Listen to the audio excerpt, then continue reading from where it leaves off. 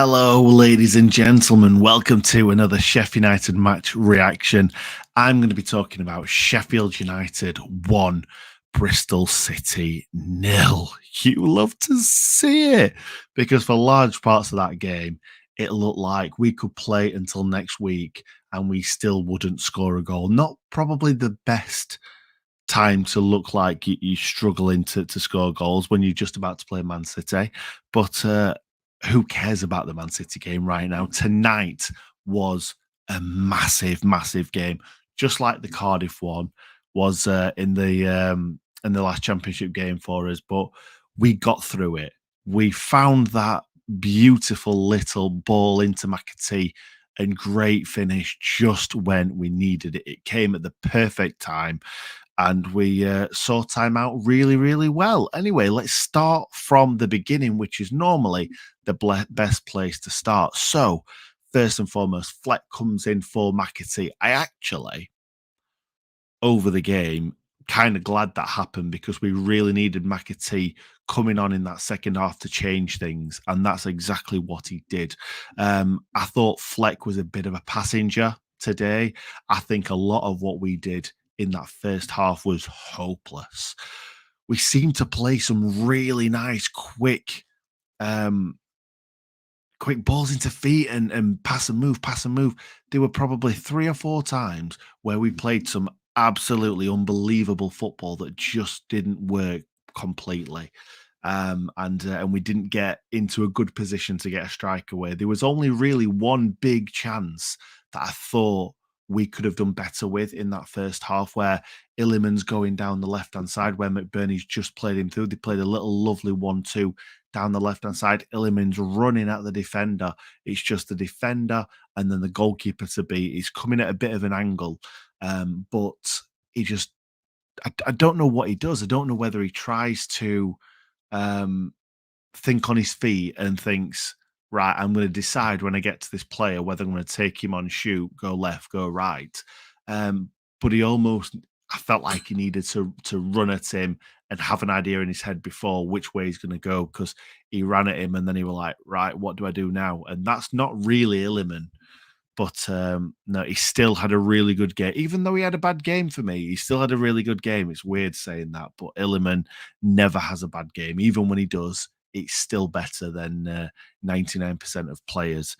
But yeah, that was only the only chance that we really had. They had a good chance in the first half where the ball got played in. Egan tries to head it away. It lands to Harry Cornick. He flicks it inside Fleck, hits a shot straight at Adam Davies, but Davies gets everything behind it, stops it, grabs it. Davies had a fantastic game tonight for me. I've already tweeted about it already. I thought that I think he silenced a lot of the critics, to be honest, and maybe has kind of, I don't know, given his career a new lease of life, because, like I said on the preview, he hasn't played a full season for a team since 2018/19, and that was for Barnsley. Since then, he's only had one game where he's played one season where he's played 17 games. So since 18/19, he hasn't played more than 20 games. So him coming in tonight and really showing us that he can step up when we need him, thought it was fantastic. And a lot of fans were doubting him. I'm not sure I would say I was a doubter. I always knew that he was sturdy enough. I didn't want to see him in overwears, don't get me wrong. Um, but a lot of fans were giving him grief, saying that they weren't really sure about him coming out and doing stuff. And to be fair, he's always going to look a little bit shaky because he's not used to playing with that defense. So Adam Davies coming in tonight and just sweeping up constantly was great to see. Balls over the top, him getting there before anyone else and bashing it out of play or bashing it up front.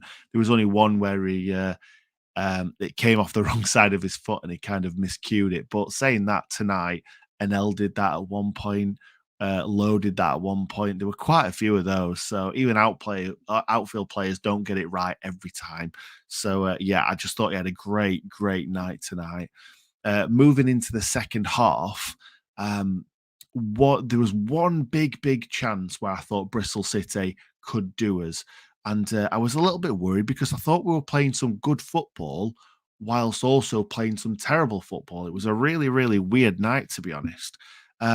We were playing football. We did look exciting, but then we were playing some really poor balls. I thought Tommy Doyle, it wasn't his best game tonight, to be honest. Um, got caught in possession a couple of times. So did Sander. Some people on on Twitter, sorry, saying that Sander was absolutely outstanding tonight. I'm not saying he had a bad game. I am not saying he had a bad game for 1 second, but him playing as good as Doyle when Doyle's not having a good game can't be him playing outstanding. Come on. We need to expect more from Sander. And don't get me wrong, I know people do scapegoat him sometimes, but he's that good.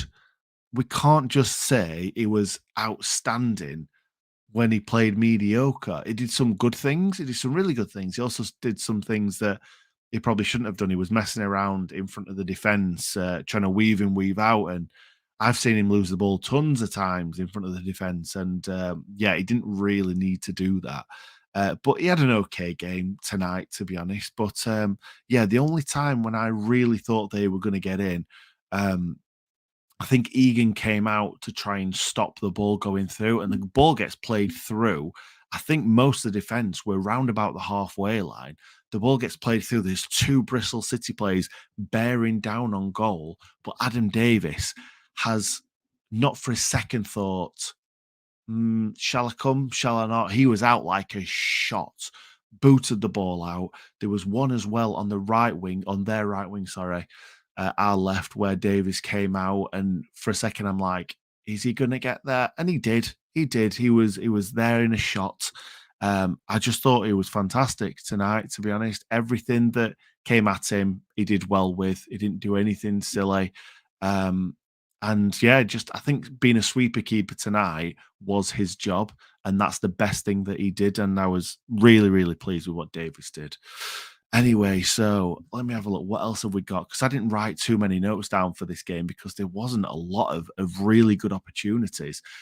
I thought we were very wasteful in the final third, to be perfectly honest. We had a couple of corners towards the end that we looked dangerous from. One where McBurney tries to hook it past the goalkeeper, but doesn't get anything on it or enough on it anyway. And then it happens. Illiman gets the ball. He's running at the defense. He's going on to his right. It looks like he's going to take a shot from distance, and he keeps running on his right. Then turns onto his left, and I think he's just going to hit this with his left and see what happens from distance. But there were so many bodies in front of him that that wouldn't have been the right thing to do. So he slides the ball through to James McAtee, running onto it perfectly. He's running on at an angle with just the goalkeeper to beat. And it's an absolutely wondrous finish. I haven't seen it from behind the goal or behind James McAtee. I think he's just curled it into the right hand side of the goal and the keeper's gone the other way. But what a finish. What a finish. And I'm going to be honest, I thought that McAtee was going to be a bit part player for most of this season. Um, he might get some assists on the board. He might score a few goals, but he he's taken us to another level with scoring these really important goals. I'm not sure what he's on to now. I think he's on 8 goals this season. Let me have a little look because he has been brilliant in the second half of this season. Because I think 99% of his goals have come in the second part of the season. Not 99%, that's ridiculous.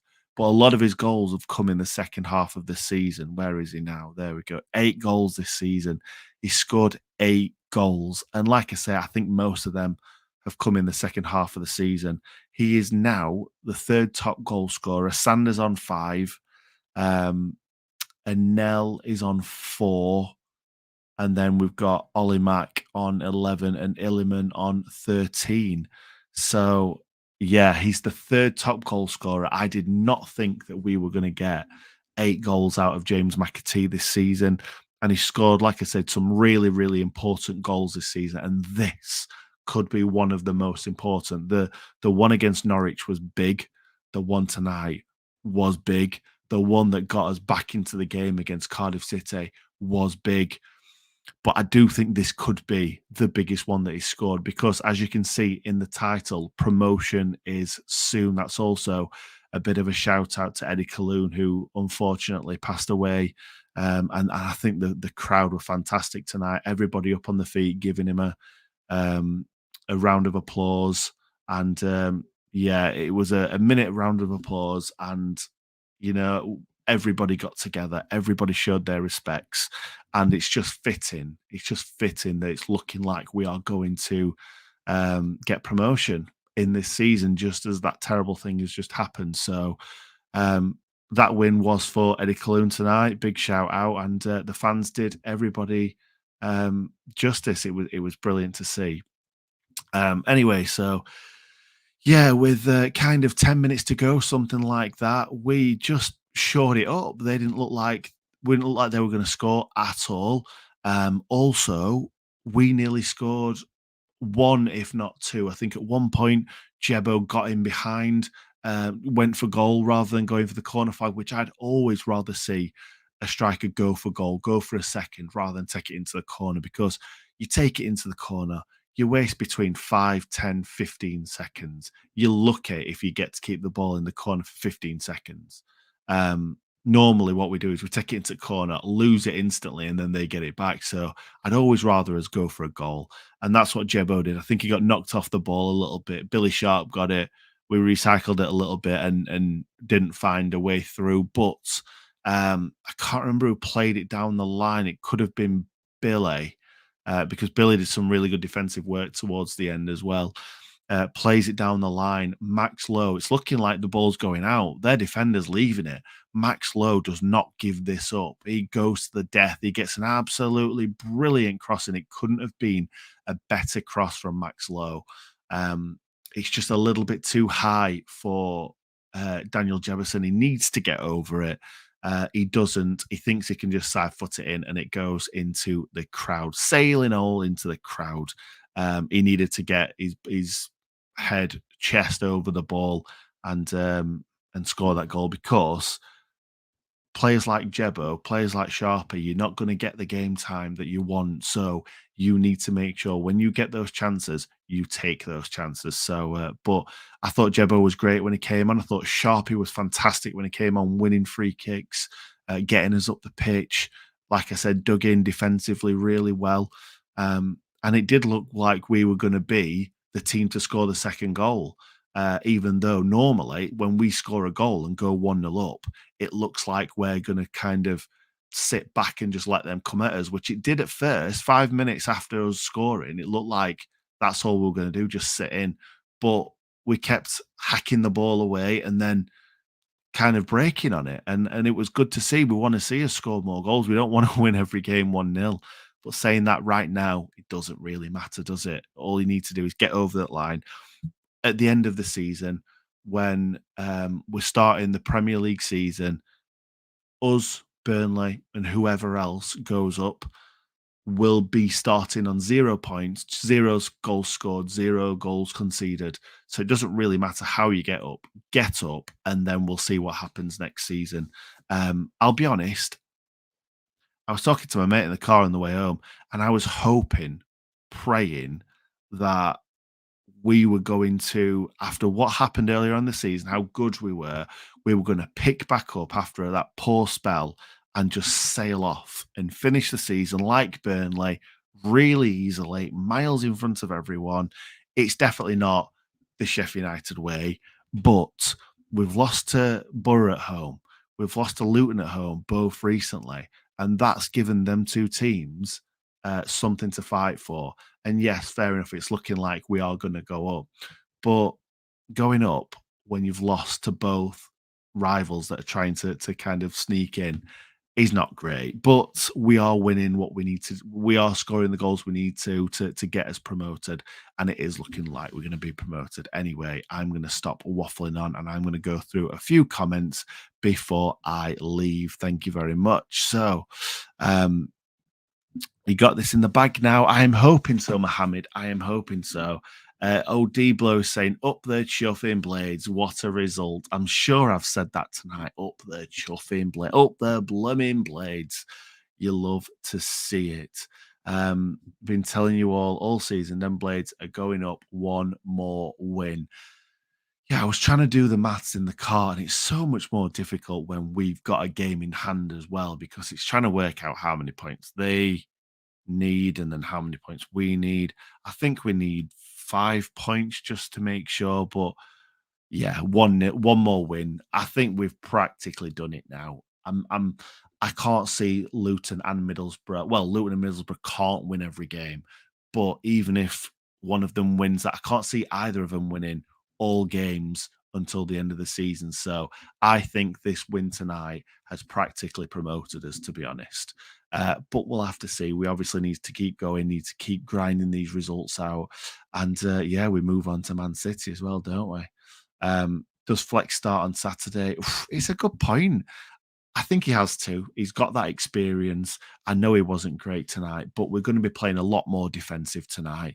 And Fleck is quite dogged in the tackle and make sure that we are really, really tight in between the lines and making sure we don't let them get in behind. I honestly don't think that Haaland will play in this game. I think Alvarez will play, but Alvarez is a really, really good striker as well. I think they may play two or three of their big hitters, but with Bayern Munich tomorrow night and then Arsenal after us, I do feel like most of their big players won't be playing against us in the semi-final of the FA Cup. Kieran Hooper, nice to see you, mate. Every evening, Nick. McAtee is a must sign next season, whether it's a loan again or permanent. Do you know what? Do you know what? I think that there's no way of us signing permanent for me. I think Man City rate him too highly. I can see us getting him on loan. I'd like to see us sign Doyle. I'd like to see us sign Doyle for kind of 15 million or something like that. He will be a lower to middle Premier League player for the rest of his career, Tommy Doyle. McAtee could be higher, could be lower. We'll have to see, but it would be good to get both of them back next season. And I just think that McAtee, I think Man City want to hold on to him as much as they can. Billy to win it against Man City with his 250th. Could you imagine the scenes, William? The scenes, mate. Alessandro saying, before we next kick a ball in the championship, we could be promoted if Luton drop points tomorrow and Monday. Oh, I didn't realise that. I did hear someone say something like that, but I just thought they were wrong. But you might be right, mate. It's great to see. Right, Nick, I wonder if the first half would have looked different with McAtee. We're so glad to see him. Do you know what? You might be right, Simon. You might be right. We could have been 2-0 up at half time if McAtee would have been pulling the strings in the midfield. So you never know. You never know. You might be right. But it was nice to see him come on because I have seen it at times this season where we've played McAtee, Berger, Doyle, Illiman, Ollie Mack, and then we've got nothing on the bench to come on. It's like we bring Norwood on, we bring Fleck on, we bring Billy on, and we've got nothing else that we can bring on to change the game like McAtee did tonight. So yeah, I know what you mean, but you never know, dear. You never know what could have happened. It wasn't a classic. Great 3 points though. Another terrible ref. What makes me laugh, and I won't go on about this too much because I know that people want to get to bed. I want to get to bed. But the amount of times that Bristol City got away with taking throw-ins miles up the byline, miles. At one point, at the John Street side in the second half, they got the ball, went so far up the line, the referee were like, whoa, whoa, whoa, get back. I think he dropped the ball. Someone else picked it up in the exact same spot and then threw the ball. And the ref were like, yeah, that's fine. What is wrong with these referees that some of them let players kick the ball away, some of them don't, and they get them and they get booked. The same referee can sometimes not give a booking for kicking the ball away, and sometimes can, depending on what time in the game. And also, like I've said, with encroaching when it comes to throw-ins and free kicks and stuff like that, referees are just terrible. They just really are. Most of them do the same thing. They just can't be bothered. They just don't want to be that authoritative figure sometimes. It's just like, oh, let him get on with it. I can't be bothered. Carl says, stop for the match reaction. Best page on Facebook. Yes. Up the Sheffield United way and up the mighty blades. Let's enjoy Wembley. All the best, Nick. Thank you very much, Carl. Really appreciate that. I don't really think about the Facebook page, so it's good to hear that we are. I'd say definitely more of a YouTube channel, but it's nice to see people enjoy listening and watching on Facebook as well. Well done, Blades. Nearly there. Thank you very much, Chris. Absolutely. Sander did well tonight. Yeah, he did all right. He did all right. He seems to be low on confidence for sure. Yep, yep. I agree. I agree. Um, Ian thoughts. Coatsy thinks I thought Berger was man of the match tonight. I thought Egan was colossal at the back, to be honest. He would have been my man of the match, but obviously McAtee gets it. And do you know what? Fair enough, McAtee, because he came on, he changed the game, he scored the goal.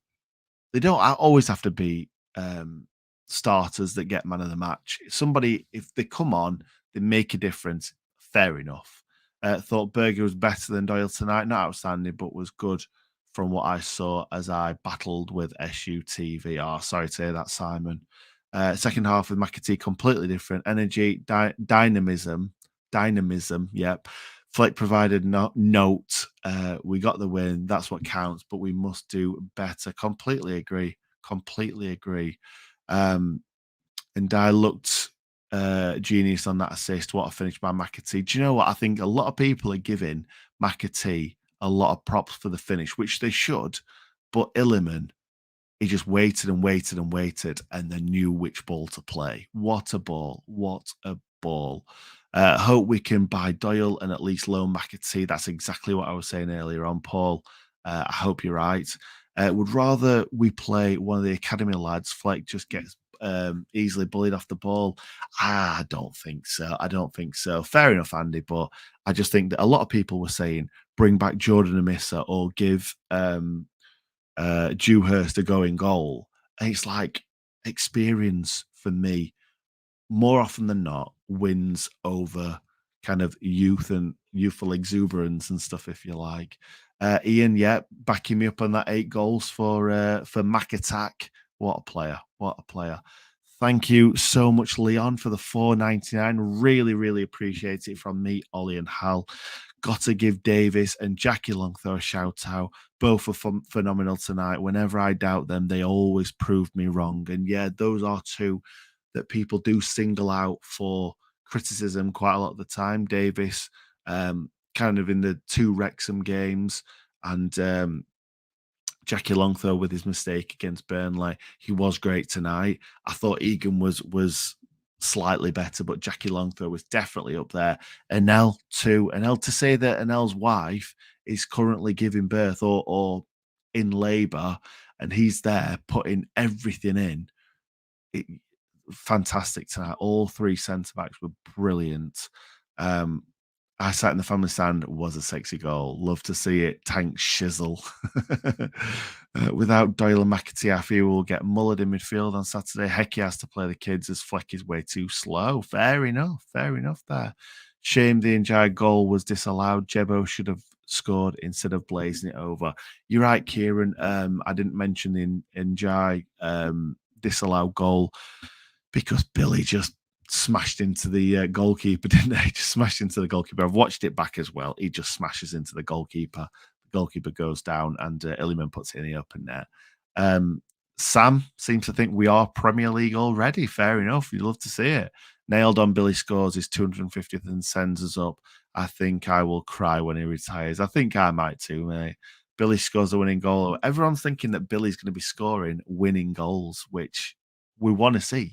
We really do, because we've not seen it enough this season. And I'm sure he's still got a bit left in the locker.